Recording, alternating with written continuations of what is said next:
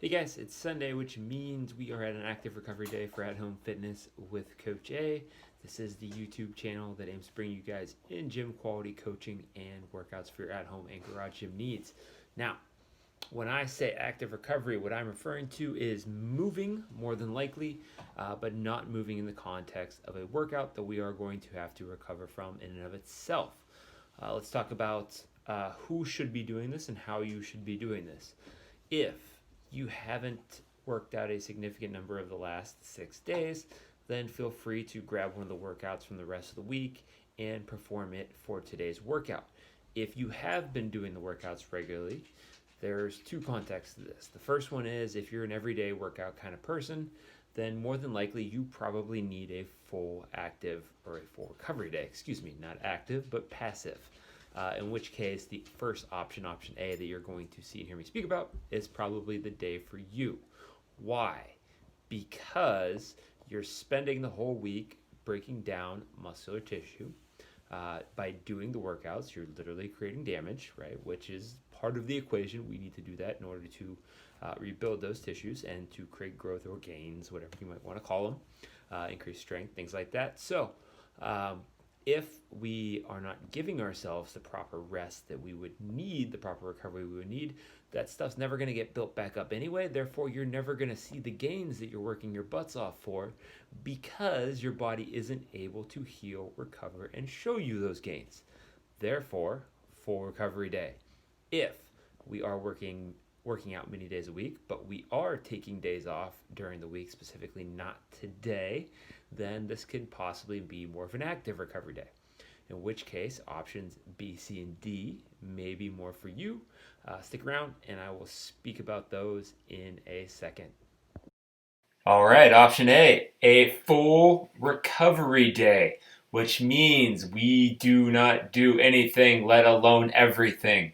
Sit down, take a load off, rest, relax, recover. Does not mean you are forced to be stuck in bed.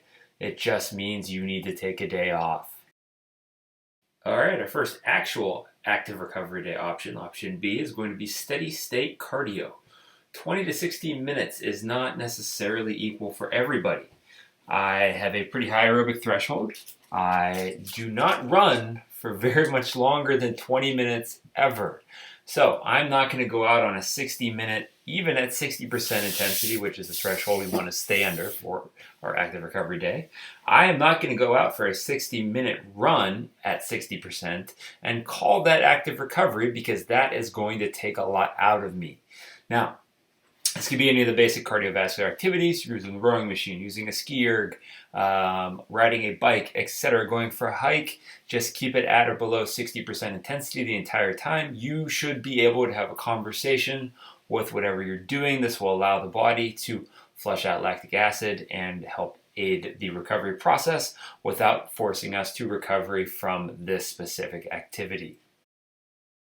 Option C is going to be yoga or mobility to improve our flexibility, range of motion, lengthen those muscle tissues, help them recover, relax, all of those good things. So what we're looking at here can be anywhere from 20 to 60 minutes. 60 minutes might seem kind of long, but if you guys are going to a slow-paced yoga class, it is probably going to last 60 minutes anyway. Now, it can be in a class atmosphere, such as a yoga studio, or it can be alone at home. It can be programmed based on a mobility session site or something along those lines, or it can be by feel, meaning you're basically feeling out what hurts and you're working on that as you go. All right, guys, our last active recovery option here, option D, is going to be called performance care.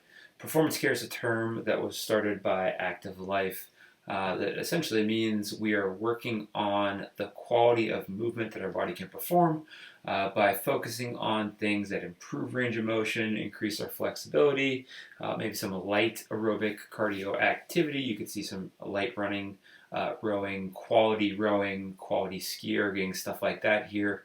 You can also actually see some strength work, specifically geared towards promoting balance, uniformity, things like that. Maybe we have a stronger right hip than left hip. That's one of the things we could work on here. Maybe our quad and our step ups are off. So we're stepping up much stronger on our right leg than we are on our left.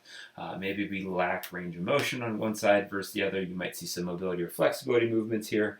But basically, this is kind of like a quality AMRAP, if you will.